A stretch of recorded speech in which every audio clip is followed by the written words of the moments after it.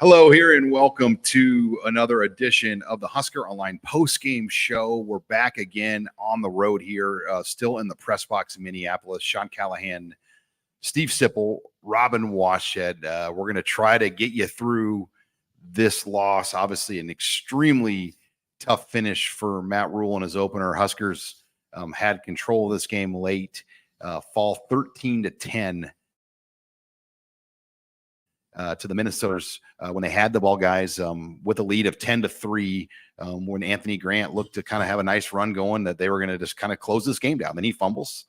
Minnesota scores a touchdown to tie the game on 4th and 10, where it was an unbelievable play. If he doesn't catch that ball, game's over. Nebraska wins. Then Nebraska throws another interception again in the final couple of minutes, which gives Minnesota a chance to win the game, and they do on a field goal. So tough night for Matt Rhule's team to lose, but on the other end, they turned it over 4 times, guys. Yeah, they turned it over 4 times, had 7 penalties. You know what, guys? You know what people are saying, right? Same old Nebraska. Mm-hmm. Same old Nebraska. Now, there is a lot to feel good about, but those 2 late turnovers just crushing.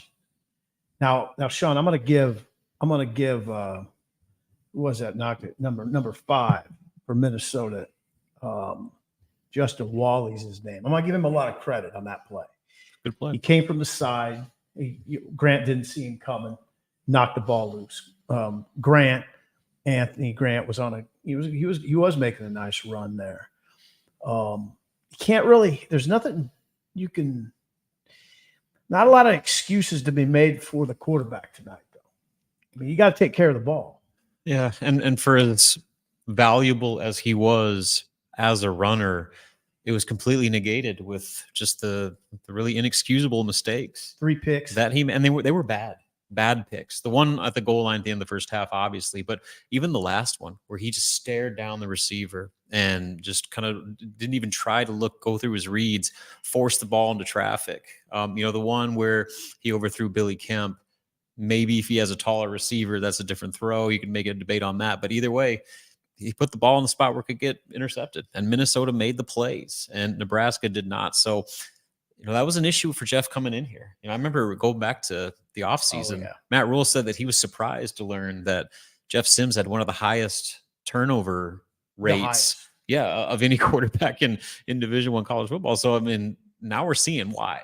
Because he takes chances with the ball, and a lot of times they're really bad chances. Yeah, he had the highest turnover rate of any FBS player with at least 15 starts, who had played in at least 15 games. Now, he is a dynamic runner. You heard a lot of tonight. It looks like Jamal Lord. That was you. We heard a lot from you. Taylor Martinez, Adrian Martinez. Yep. I mean, he is a dynamic runner. He ran it. I mean, he ran it 19 times. 3 of those were sacks. But I just don't know if he can keep doing that. I don't know if he can keep running 15 times. I'll say, though, the things that we thought that we had questions about this team, would they lean on Sims too much? Do they have an elite running back? Do they have issues on the offensive line? Do they have elite wide receivers? Do they have a game-breaking tight end? Because we know Thomas Fedoni has been hurt.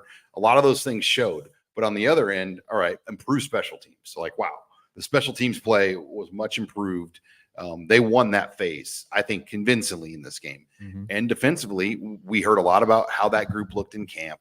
I mean, Minnesota, when you break down the numbers and what they did on defense, or what Nebraska's defense did to them, it was a performance that should have won this game, because you look at the 13 points Minnesota scored, most of it had to do with mistakes Nebraska's offense made. Well, yeah, if you would have told me, come on, Rob, Sean, if you said Minnesota scored 13 in this game, you'd like Nebraska to win. Okay, 2 numbers.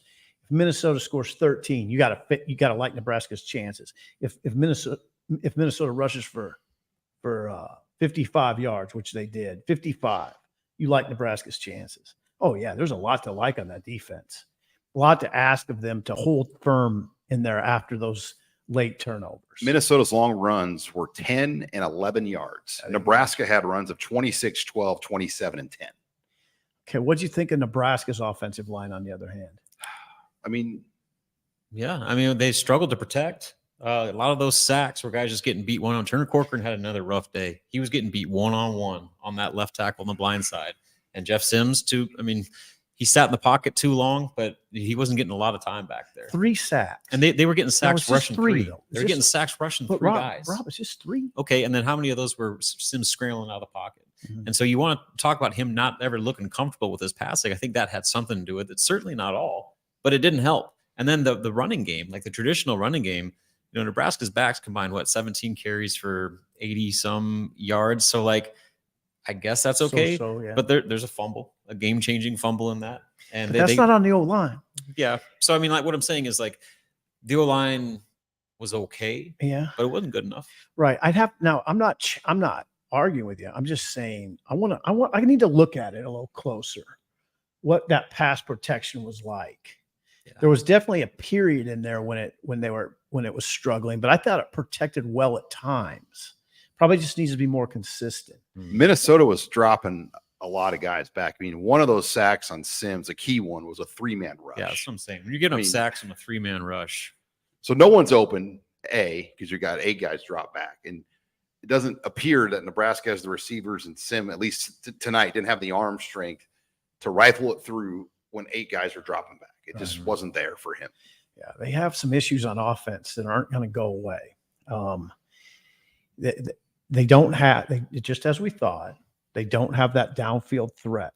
And by the way, Isaiah Garcia Castaneda got hurt. Yeah. He's one of their starters. Potentially a severe injury is what Rhule said. They're going to evaluate him further, but as of now, doesn't look great. Did you see it, anybody? Did anyone notice that moment when he went down? Well, I saw him limping off the field, but he got to the sideline under his own power. So I didn't even think anything of it. So then you saw Jalen Lloyd, Malachi Coleman out there, Tommy Hill, true freshman, runs. Yeah. I mean, how about there was a key moment where Jalen Lloyd, the freshman from Westside, gets a key first down on a reverse.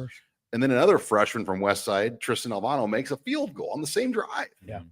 Yeah, they had Coleman. Yeah, you're right. They put Coleman in a little bit. Lloyd for speed. I mean, he's got sprinter speed. Tommy Hill is his speed. You can see what's going on, right?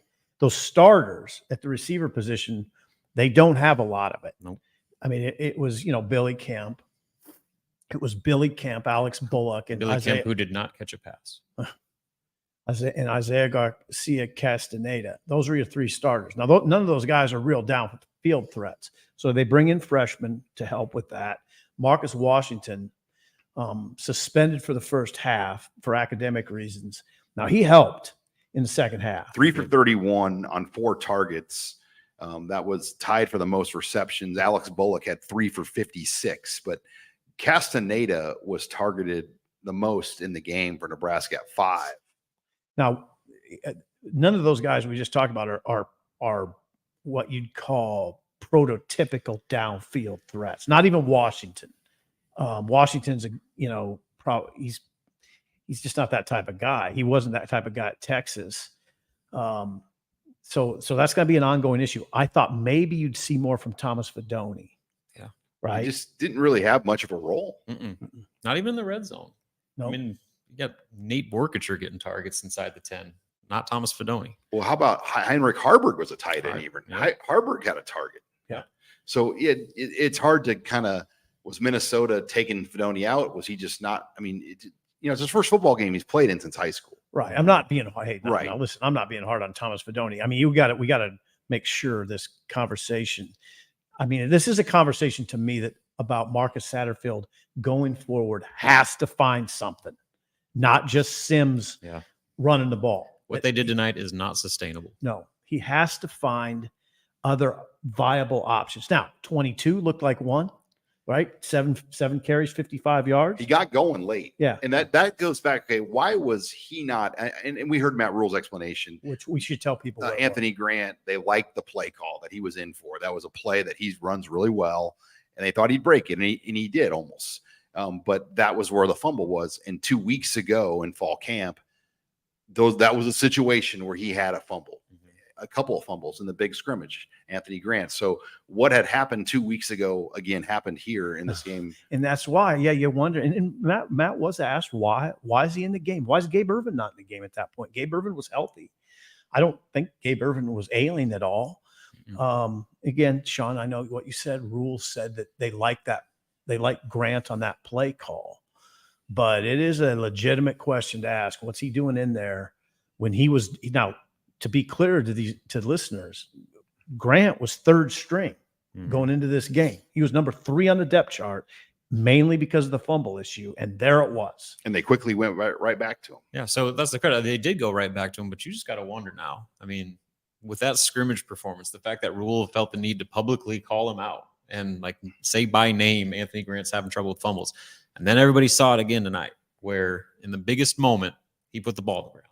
And it wasn't the only reason they lost the game, but it played a significant part. So now where's that level of trust with him going forward? I mean, are they going to lean on him like maybe they normally would have if he was able to take care of the ball? He's 24. He's 24 years old. He's a grown man. Now Rhule was different tonight than he was after that scrimmage. He didn't throw Grant under the bus. No, he went out of his way to not. Yeah. Well, they need Grant's talent. I mean, Yeah. that's the thing. I mean, he's a good kid. Good. Yeah. Just a good person. You said it though, Sean. You're right. They need him 100%. All right. Well, you're joining us right now. Thank you very much. Sean Callahan, Steve Sipple, Robin Washut. We're live here in Minneapolis at the stadium, Huntington Bank Stadium, as we put a wrap on Nebraska. Before we get into our next conversation, this segment and show brought to you by CHI Health, one of our proud sponsors here of the Husker Online postgame show. Check out CHI Health's brand new facility on 40th and Yankee Hill in Lincoln. I'm a patient there. Great facility, a lot of services there. And they also have priority walk-in care Monday through Sunday, 7 days a week, 8 a.m. to 8 p.m. There's a pharmacy on site. You can get x-rays done there. Wonderful medical facility, CHI Health. Particularly check out their brand new facility here in South Lincoln on 40th and Yankee Hill Road. Thanks again to CHI Health for being on board as a sponsor this fall. We're excited to work with them here on the Husker Online show. But yeah, let's move the conversation forward though to the defense.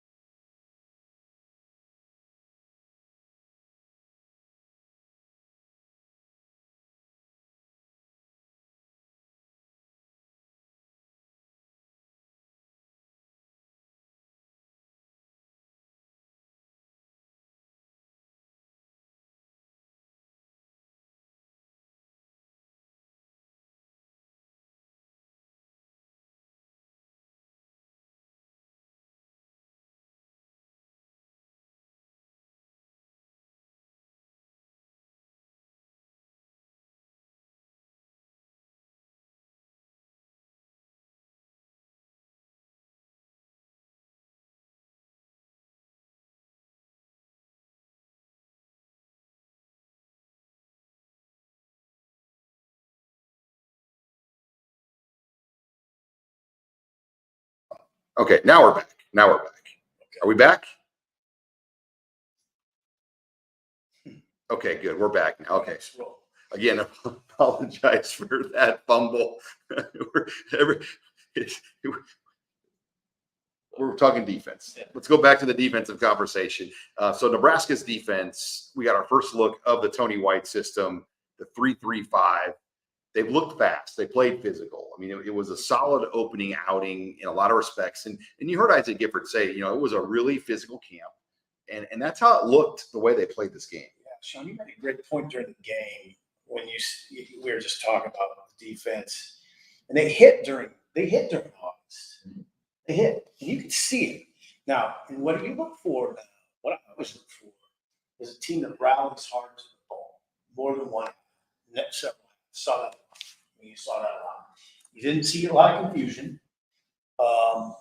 And yeah, that looks like you know what's about? We figured the defense would look pretty good, and it looked good. It probably looked a little better than I thought. The biggest question about that was how they were going to defend the run, and they more than exceeded expectations. Yeah. They gave up 16 rushing yards in the second half. That's amazing. They gave up 2 third-down conversions in the second half. So while they struggled early on third down, gave a bunch of third and longs, it was the definition of bend but don't break.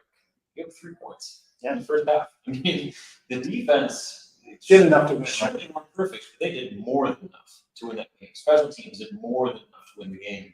It's just the lack of ball security and countless mental mistakes the offense made that they did. When did Robinson go out? Oh, Do you know what? I'm blanking. What? Second, right? It was the second half. Yeah, for sure. Yeah, Ty Robinson. third quarter. Yeah, Ty Robinson got DQ'd for hitting the quarterback. Personal fouls. Yeah, personal foul targeting. Now, so they did that without their leader. I mean, he's their vocal leader and one of the better players. They for much of the second half too. So that tells you a little bit. A lot of resilience. There's a little resilience there. Polar Bear played well. And that shot. A sack and held in there really well. Played a lot. Okay, played guys, a lot of just- snaps. We had more mic issues when my thing flipped off. We lost these nice mics, and we were only speaking into my camera mic. So again, Okay. show one, we got it fixed. I apologize for that issue because when it shut off, we lost mic. So Okay. we're back. It's important to us to do a good show here in the post game, and we travel with the heavy equipment. It's a hassle to bring it. We tried doing it without the equipment before. It didn't go well, and we heard about it. So we want to do a good show. So we apologize for the mic issues, but I think we're back on with all of our mics. Sip, there was one $20 comment here in the super chat that you said on June 10th that Jeff Sims was a better and more polished passer than Lamar Jackson, the NFL MVP and Heisman winner. That did not age well. Love your No. show, though. Yeah, I don't think I actually said it that way. By the way, I think you put words in my mouth a little bit. I mean, I said that he did have some polish as a passer. He didn't. The concern was how would he read? Could he read well? Now he didn't. It looked bad. I mean, I don't know what it'll look like going forward. Here's what I'm not going to do. I'm not going to condemn Jeff Sims right now. And if you want to turn this conversation, Sean, I also said you were also pretty high on saying that he was a better quarterback than Casey Thompson. Now, what are you saying now? What would it have looked like tonight with? If you want to bring up old comments, what would it have looked like with Casey Thompson? well, I don't know. Yeah. Is Casey Thompson throwing to Trey Palmer again? I don't know. I mean, Would he have been able to stand in the pocket and make his throws? I don't know. Would he have been able to run for Yeah, almost who 100 yards? reads better? Who reads better? Yeah, but were the guys open? Yeah, if you're gonna play this game, then we got to play it your way too. No, You said Sims was a lot better quarterback than Casey Thompson. I still think he's probably a better quarterback. Okay, we'll see. Certainly has the physical dual threat ability. Like, that's not the question. And that was the only thing Nebraska could hang its hat on for the majority of the game. But when it came down to it at the end of the game, when you needed to engineer a game-winning drive and you needed to throw the ball, I personally just didn't have a lot of confidence as that game wore on. Especially So when 8 guys were dropping. when they needed to throw the ball Yeah. downfield, like outside of checkdowns, they weren't passing the ball. Right. I mean, that 8 he had guys and missed them. And he had Borkert turn the end zone at the end of the half there, wide open, just missed. He Didn't threw see to him. Castaneda, who was double covered in the corner. Yeah, didn't see him. So it wasn't all about just having 8 guys back. I mean, he missed guys, and it was a bad throw on the final pick. Mike Stauffer makes a comment with this personnel. I lost Mike's comment here. Just with this personnel, Sims is better than Casey. With this personnel, I'd say so. I mean, That's they a need fair his thing. running ability. They need his running yeah, if they ability. didn't have the running. I mean, first of all, they lost this game by 3 points. Yeah. Right. Boy, the drinks must be flowing. We got another $20 comment here on the show from Warren Diver. You kept me going through the summer. Great show. Wish our coaching staff was at the same level. The staff made mistakes. Sip was right. Love you all. F everything. Go Big Red. You said it, Warren. Is that John? By the way, I met John Johnston today. Yeah. He told me to tell you hello, Sip. I don't know. There is a lot of reasons to be optimistic here. I There are. That Two starting of the with three elements were really good, right. really good. But They, you cannot turn the ball over 4 times and commit costly turnovers that take points off of the scoreboard Mhm. and expect to win, especially on the road against a division opponent. well, and they had a huge penalty at the goal line at the end of at the half. Just the old bugaboo, offensive lineman jumps off sides, Mhm. killed him. I mean, Yeah. just that's what Rhule pointed to in that sequence when they should have at least got a field goal out of that. You know what I'm talking about? Yeah, At no the end, question. they should at least got a question. field goal out of that. Piper jumps, kills him. I mean, it's a killer penalty. They should have got the touchdown. I think. Yeah. Now, Me- Jake, we missed the super chat here from Jacob. We got to get this in. Jacob threw $10 in. Thank you for your support, Jacob. I still feel good about this team. Mhm. For the first time in so many years, I felt like Nebraska was more physical I than a agree. legit Big Ten opponent. I think the mistakes can be fixed. And yeah, I think we all agree. I think. Do they have enough receivers, though, is the question. Hold on. Now, I mean, do we all agree that the mistakes can be fixed? Sims came in with a reputation for turnovers. Mm. Why do you think that's just automatically going to be fixed? I think the penalties can be fixed. Yeah, I do. But why do we think Sims automatically will quit throwing interceptions? I don't think that. Yeah. I don't think that. But I do I think they got a problem. I do think they can find ways to give him more help yeah. to where the running game, the traditional running game, the running backs are more involved. And, you're getting more production out of that to where, your receivers are doing more. Your tight ends are getting more involved. And maybe that's on Jeff. I don't know. But it's game one. Yeah. He's a new quarterback with a bunch of new personnel. Like, you would expect there to be kinks, and maybe the lack of ball security and the carelessness with the football gets progressively cleaned up the more comfortable he gets in this system. And the fact that this was his first time doing it in live action. Yeah. I like the way Rhule coached this game, though. I mean, to play PJ Fleck's team, you got to be patient. The way he wants to play you, I mean, it's a rock fight. And, he got the ball first. So you knew Minnesota was going to have kind of the early pace advantage, and they did. And it's like Scott Frost, that was kind of his downfall against PJ Fleck. He would lose patience for playing that kind of boring game. He wanted to kind of change the game, and it worked for him in 2018. Then every other time against Minnesota, Nebraska lost with Frost. I mean, to play Fleck's team, you have to play his style a little bit, but then you got to take advantage of your opportunities. And Nebraska did for a while, and they had a chance. They had a great chance. And I like the composure that Rhule coaches a game with. You can sense that. Yeah, I mean, this is frustrating. I just keep going back to this. This is going to be a difficult chore for Satterfield. He's got to find offense. I mean, it's because no, this isn't all. I'm not putting this all on Sims' shoulders because he's their best player. I mean, he's their best option as a runner. It looked like.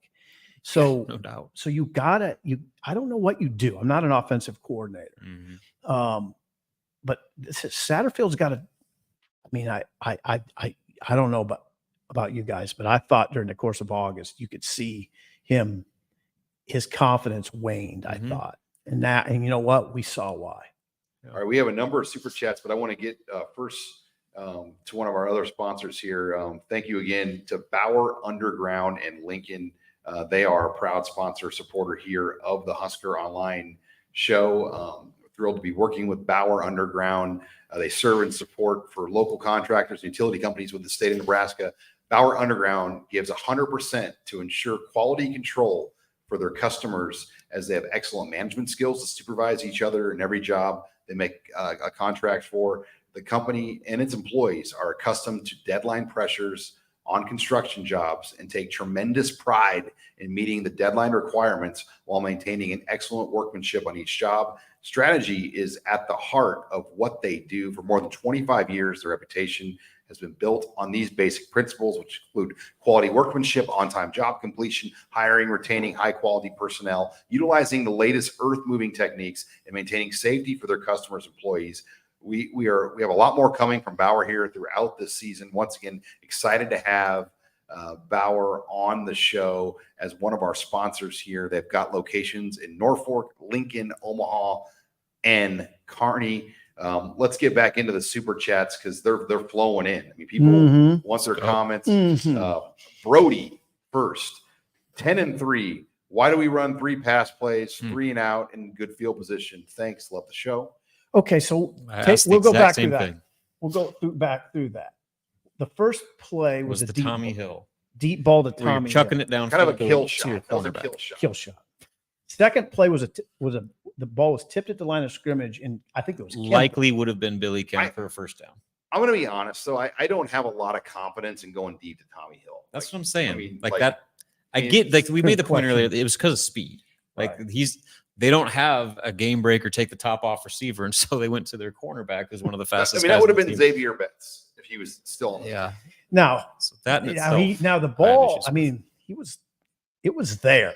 I mean, the pass was there. So Sean's right. They were going for a kill shot. I don't mind that aggressiveness. And the second ball was tipped, and Billy Kemp was open. So then the third pass was short. It of was the completed sticks. for no gain. All right, Warren has another super chat here. Thank you, Warren. Mhm. $10 here to the Husker Online Show. 2 honest questions. What happened with Betts, and do you feel confident in Riola going forward? Betts simply left the team because his heart's not in football. Just didn't love the game. Right. And what about Riola, Robin? What's your thoughts? See, I mean, I think the offensive line obviously has plenty of room to improve, but I don't know if that was necessarily the greatest problem. You know, I I mean, don't think it was. I mean, you surely it's a collective effort, and they played their role in some of the issues Nebraska had offensively. But they didn't throw the ball into double coverage. They didn't drop the football on the ground. They were actually running the ball pretty well towards the second half. They were. They scored at the goal line when they Right. actually ran it inside the 5. Yep. But technically, they negated it with a penalty. So what I'm saying is that isn't my greatest concern coming out of this. I think they'll continue to develop and be not the biggest issue. All right, Jeremy has a comment and a question. First of all, you have to call timeout on the half-yard line, reset, and run a perfect QB sneak. Yep. That was a mistake. I'm with you. Should have called time. I'm with you, Jeremy. It was really aggressive just to sit on that timeout the way they did there. But second question, real important question for you, Steve Sipple. How was your steak at Murray's? All 3 of us had Murray's, by the way. Mhm. It was memorable. Yeah. The steak was memorable. And he went margarita. High level The steak was memorable. steak and margaritas, And the Brussels, the crispy Brussels sprouts and Thai chili, sweet Thai chili. sweet Thai chili was memorable. So You good. could be having a dinner in North Korea. You'd still order a margarita, I think. Not sure what you mean by that, Sean, but you're probably right. I mean, if they offer that as an option, you're like, yeah, how's your margarita? Hey, And the listen. waiter says it's good. Listen, Murray's is high end, not steak. I mean, you're eating expensive steak. You expect a lot. It delivered. It was great. Well, Jeremy just chipped in $5 to help cover some of that steak. There you Bless go. you. We Thank need you, it. Jeremy. All right, we got more super chats. I'm going to try to get through these because we're getting a lot tonight. John Andrews, with 9 minutes left, we had the ball, the momentum, and the running game was humming. And what do? Abandon the run. Help me out. So this is kind of like going back to the last question too about not using the timeout. Like you can blame the players and Jeff Sims and Anthony Grant and all the penalties, but I think some of this goes on the coaching staff too. They had some questionable decisions that maybe they're working some kinks out in their own right, but I mean, people I know in the chat were saying Tommy Hill was open, but I still don't like going to a cornerback, a guy that hasn't even been repping at receiver with you in that moment. When you can run the ball, you have the game under control. You have all the momentum. I understand the aggressiveness, but then run the ball again. They threw it again, and then they threw it again, and then they get inside the 10. What do? They throw the ball. There's something to be said for sticking with what is working in the biggest moments, and they went away from what got them in that position to put the game away.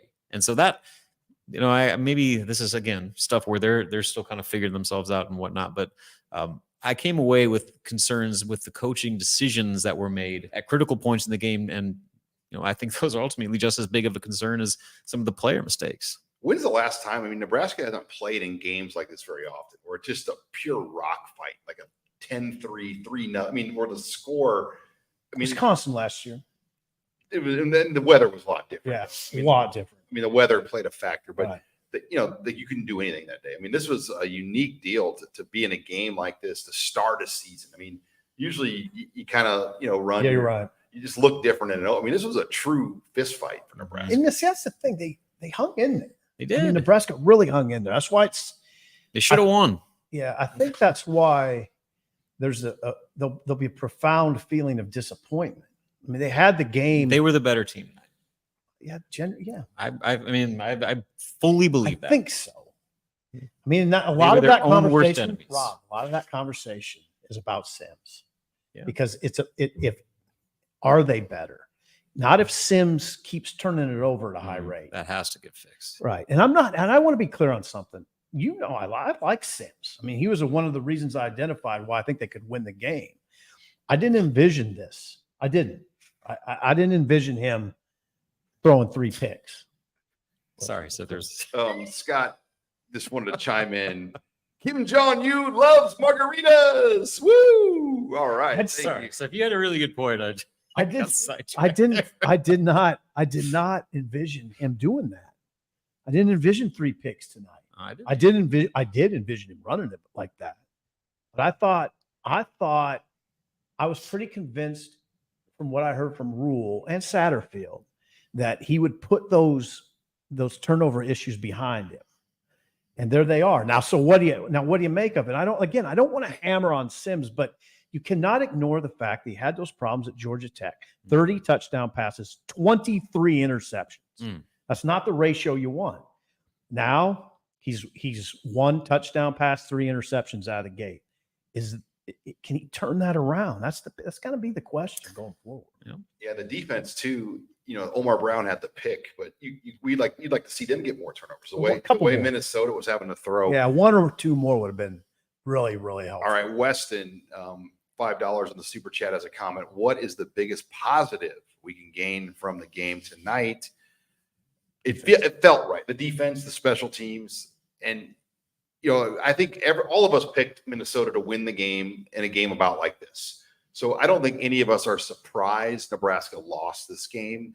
It's more, man, they had this one, and that's the manner in which they lost. How about this?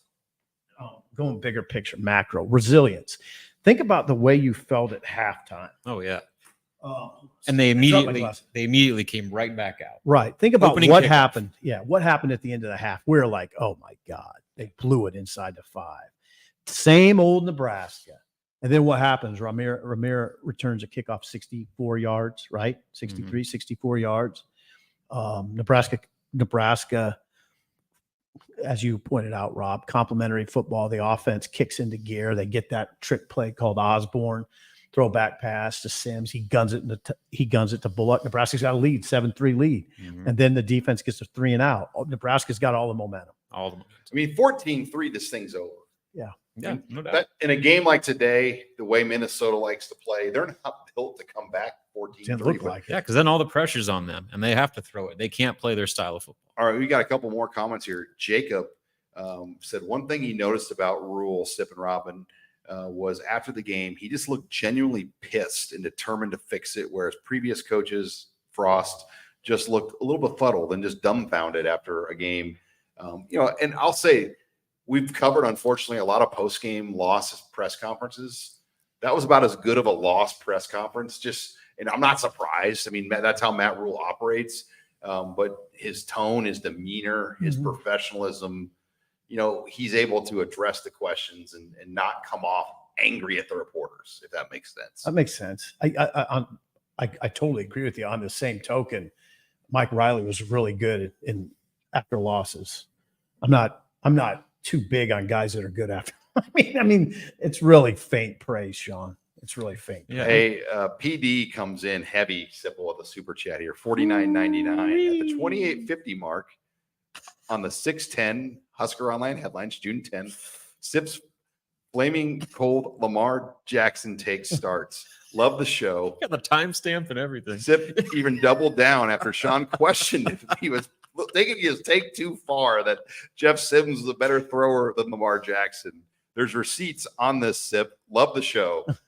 Yeah, the good thing for you, Sean, is you can play both sides of is, because your big thing was that Sims was way better than Casey Thompson. Well, you said Lamar You said Jackson. Lamar. You said the former NFL MVP. I don't know what I feel like the point Casey I was Thompson. trying to make was he had a nice fluid motion, and he does. He has a nice fluid motion. We have another super chat to slide in here from Warren again. Thank you for the good answers. 2 more. Does TCU cover Saturday? It's a big line, by the way. I have no What is idea. it? Do you remember? It's like 30. It's like 30 points. I you think. keep talking. I'll look it Yeah, up. keep talking. I think it's 24. What record does I think so. Nebraska? And what record this year is the over/under for firing Satterfield in a year? No, that's a little aggressive. I mean, I think it's 24.5 on that line. it's a by big the way. line though. TCU 20.5, 20 and a half. Okay. according to the thing I'm looking at. Oh, So in that yeah, case, we- yes, I think they cover, and they cover comfortably. I have zero faith in Colorado this year. Zero. I'm saying it. So I watched a thing a while back. Tom Luganbill, like Yeah. the NFL draft guy, whatever.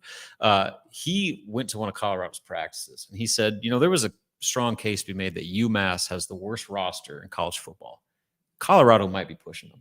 really? He says they have a quarterback, they have elite talent at corner, including one that can Receiver. play both ways. Yeah, they got some receivers, but in the lines on both sides of the ball, they got nothing. Yeah, it's scary. And so you pair that with how physical they were defensively, Yeah. especially up front.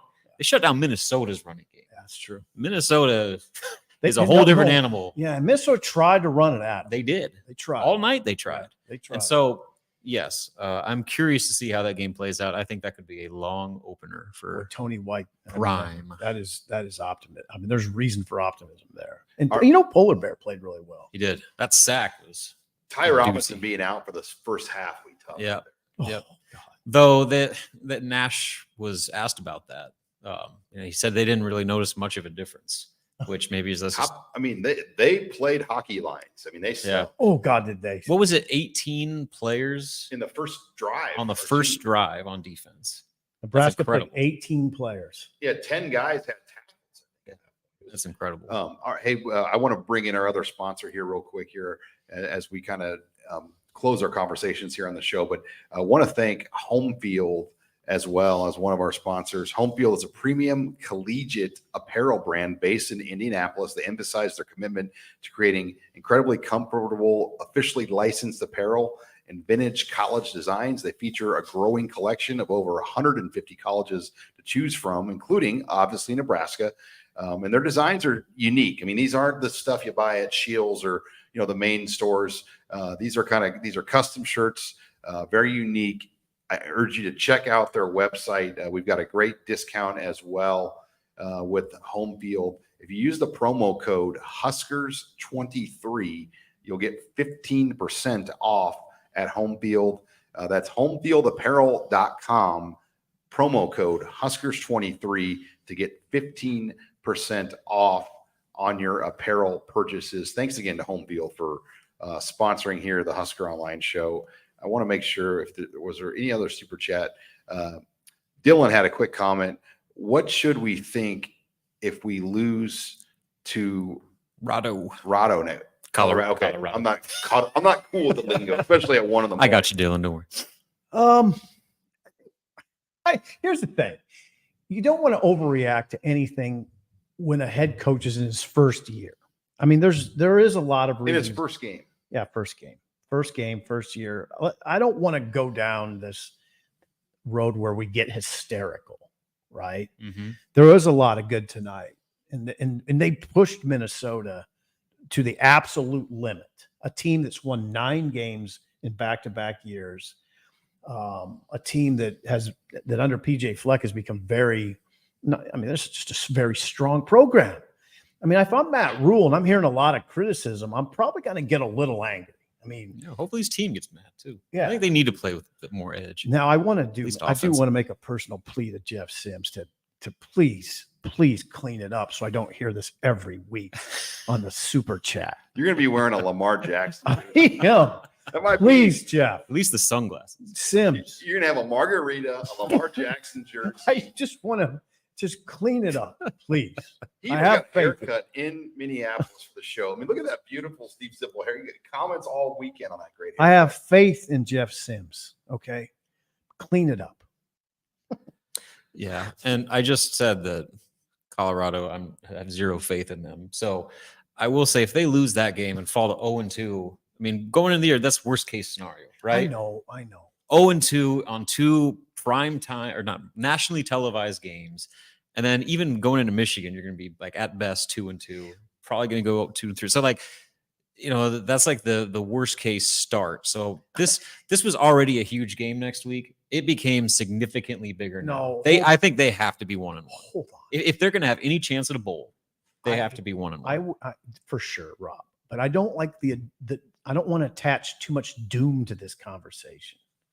They were right in the game. Again, with they should Minnesota. have won tonight. Yeah. In my opinion, they were the better team. The worst That gives case, me optimism. Rob, the worst case scenario would have been a blowout loss and then a loss to Or they just looked helpless. Yeah. That's worst case. And Yeah. they hung in Okay. there. I mean, You're that's right. what you had to like about tonight. Minnesota. Can you came say that out- louder? You're right. You're One right, more. Sid. For once. I mean, early in that game, it was like All right. it was like 22-6 on the play count, where Minnesota, looked like God. Nebraska's defense came around the gas. It was hard. I mean, I was thinking about, man, if they win this game, which it felt like they were. I mean, the ESPN It did. Sure did. field was at I think 94% at one point. Then I'm like, they win at Colorado. I mean, I was thinking about Trev Alberts in Nebraska and just Yeah. that home opener, that Yeah. just the excitement that Ah, this team. football. I mean, they would have come home like conquering war heroes coming through Minneapolis and Boulder. Yep. I mean, it would have just been unlike anything we had I seen know. for where the program's been the last few years. That's why a lot of people, Nebraska fans, these fans that are so loyal, and I mean they're remarkable. It's a gut punch. Yes. When that ball got punched out of Anthony Grant's hand, you just thought, oh God, Yep. no. Well, then the No, pick, they're going to go to overtime. Yeah. I mean, or set up Elvano to win the game, and then Yeah. they pick Yeah. it. But Yeah. They had that shot. They got the ball at 2:29 left, right? Moving it. They're Okay. moving it. And then Sims throws the pick. 2 more super chats I got to slide in here, guys. Please, Did no. Satterfield's offense surprise you? I thought it was going to be way simpler and RTDB more. Run the damn ball. Hell, there was even a pass to Harburg. I don't know how simple you can be. I don't know if you can. Okay, now let's just try to keep our composure here. I don't know that in the Big Ten, if you can just line up and run those big backs at people and expect to move the ball consistently. So the running game, I agree with you. Like they were really struggling to just run between the tackles. So they had to get creative and find ways to get to the edges. My issue was the passing game. They had Sims sitting in the pocket way too long. And maybe that's just him going through his reads too slow and just kind of getting lost back there. You don't know. But they need the ball out of his hands quick. He needs to I'm going here, bang. I thought we'd Get the ball out. I thought we'd see that more. Get the ball in those The little quick wide pass. receivers' hands and let them go run. I wonder- Don't make them have to go through and try to catch balls in traffic. Like that's not what you're supposed to be doing with I those mean, guys. were the guys getting open is what we don't Yeah. really know. And were they tight windows that he just didn't want to throw it in? I mean, Mhm. and he tried a couple times and we saw what happened. I mean, what we'll have to do is go back and look at the tape. What were they doing? What did Minnesota do with Billy Kemp? You got to look at that. How did they take no him catches out? for Kemp? I did not expect that. How did they take him out of it? I mean, I was thinking Billy Kemp would have like 80 yards receiving in this game. Yeah. You I know, thought 8 respect. catches. Okay, Jacob, another great super chat for Jacob. Thank you, $50 super chat here. My last of the night. I think something that makes me optimistic about Sims's turnovers is that it's the best defense he's probably ever played. I think there's only 3 defenses on the schedule that are as good or better than Minnesota. He should be fined at Colorado. Yeah. Get his confidence back. I agree. I think Nebraska's going to be able to run the ball better next week, and that's going to help out Jeff to where he's not having to do everything. Yeah, and I shouldn't say stuff like I just said. Get his confidence back. I don't know that he's lost confidence. He seems like a confident guy. I don't know that this hurt his confidence. You'd think it would, but maybe he's fine. I hope that's the case. It's game 1. They're right in it. Had a great chance to win with 7 minutes to go. With 7 minutes to go, don't you think they're going to win the game? Oh, Yes. yeah. I mean, so like, well, Minnesota's got to score a touchdown. Yeah. And that was going to be hard for them the way Nebraska's defense is playing. And Robert and I were even talking about when it was a 4-point lead for Nebraska. they were still going to have to score a touchdown. Mhm. So Nebraska was in a great position as long as they kept field position and made Minnesota earn it. And I mean, that fourth down play, I mean, that was lucky as hell. Like to throw it in the end zone and the guys. Great catch. I mean, Great catch. but every year Nebraska plays here at the stadium, there's always a catch like that. Where it's like the best catch of the guy's life, and it happens against Nebraska. And unfortunately, we've seen that so many times. That was like Lynn Swan back in the back of the end zone. Breakaway. I mean, it's ridiculous. How's he get his foot Thing in? is that Minnesota's playmakers came up with the big plays. You know, Newbin was unbelievable. Yeah. Like he was arguably the best player on the field. Yeah. And he made the two biggest plays with those big interceptions. Yeah. Fascinating night, really. Really, it was. I mean, just a gut punch. They lost type thing. 13-10. 13 to And 10. Again, they should have won that game. Stand by it. And Sean, I kind of agree with you that we all pick close losses, but I can't say that I thought that with 7 minutes to go, I'd be really confident Nebraska was going to win. No, I wouldn't say I that. agree. It went a little differently than I thought. Tony White took control of that game. Yeah, let's put it this way. Maybe this makes people feel a little better. In a lot of ways, Nebraska was better than I thought they would be. Think about you can tell a lot about a team on special teams, the way they come down, cover kicks, the way they run kicks. How did Nebraska look? Good. I mean, Good. and you had dudes Really like Really good. Gaber, that we've never talked about, Right. making like sticks. Yeah. And you're like, wow. I mean, Okay. they've got guys, the amount of players that showed up that I hadn't ever written about or seen anything positive. That was a positive tonight. Yeah, especially on defense. So special teams, defense, and I don't think you can say that the offense was without reasons for optimism. Irvin looked good. Irvin got going in this game. Gaber, Eventually. yeah, he got going. 7 carries, 55 yards, right? That's what he finished with. Yeah. I thought he started to look good. Grant, the fumble's the fumble, but he looked pretty good. Ramir had the big return. There were things that there's a lot. Now, I don't want to, now people are going to start saying, oh, there you go again, Sipple, Homer boy. But there's a lot I liked in that game.